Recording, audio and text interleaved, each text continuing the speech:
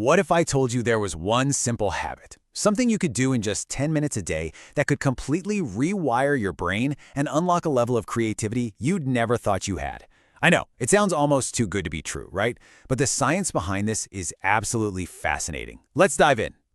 First up, a quick question for you. When you hear the words creative person, what's your gut reaction? Is it, yeah, that's me? Or is it more like, no, I'm more of an analytical type. I can't even draw a convincing stick figure. Just, take a second and think about your answer, because it's at the very heart of what we're about to uncover. Because for so many of us, this is the story we've been told our whole lives. The creativity is this magical thing, a gift. It's for the artists, the musicians, the big visionaries. You're either born with the magic spark or you're not. End of story. Well, what if that whole story is just a myth? The truth, backed by a ton of science, is that creativity isn't a gift. It's a skill. And the best part about a skill? You can train it.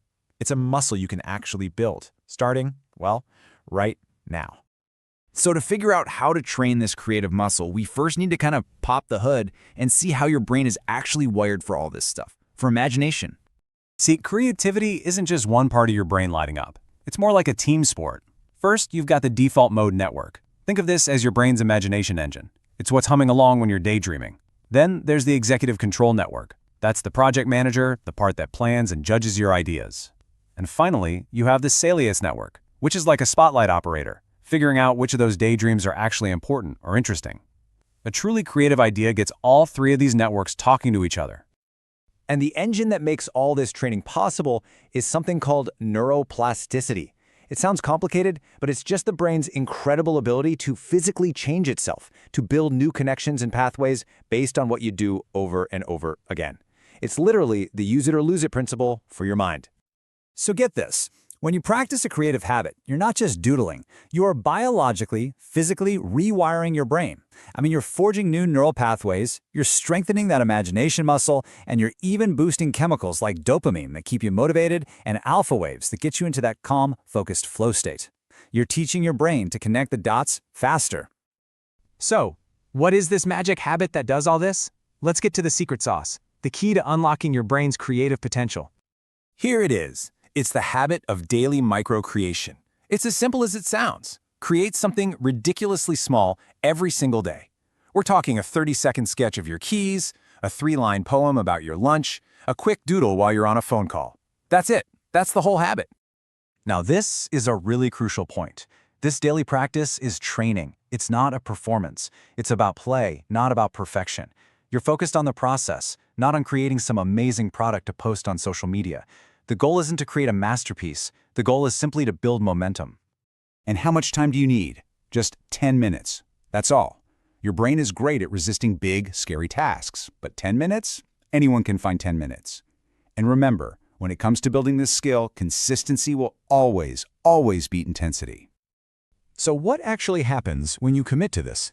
This simple 10-minute habit kicks off this incredible chain reaction, a cascade of benefits that go way beyond just getting better at drawing.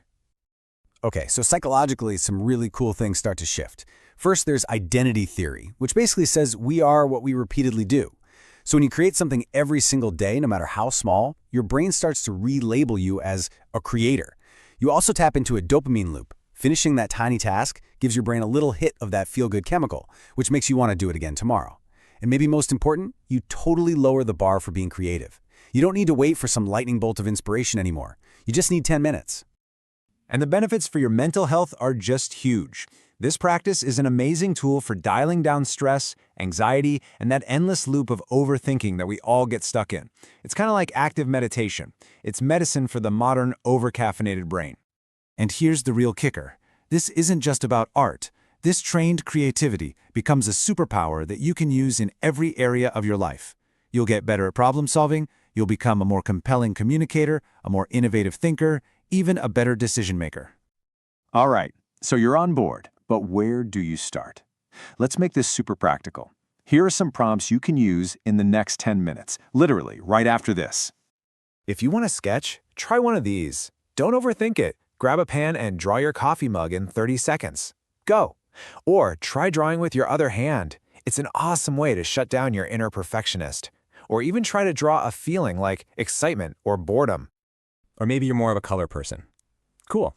Just mix 2 random colors together and see what happens. Or create a quick 5-shade gradient of your favorite color. The goal here is just to play and see what happens. No pressure. And hey, if you're more of a words and ideas person, that is absolutely a creative outlet too. Try writing a single metaphor for how your day feels, or describe your afternoon in just one interesting sentence. All of this counts. It's all micro-creation. And as you get started on this journey, I really want you to remember this one thing. This is not about talent. It's just about showing up. It's about repetition. That consistency is what rewires your brain and builds the skill from the ground up. Which brings us to the final, and really the most important question. Forget about tomorrow or next week or someday. Based on everything we just talked about, what small, simple, tiny thing will you create today?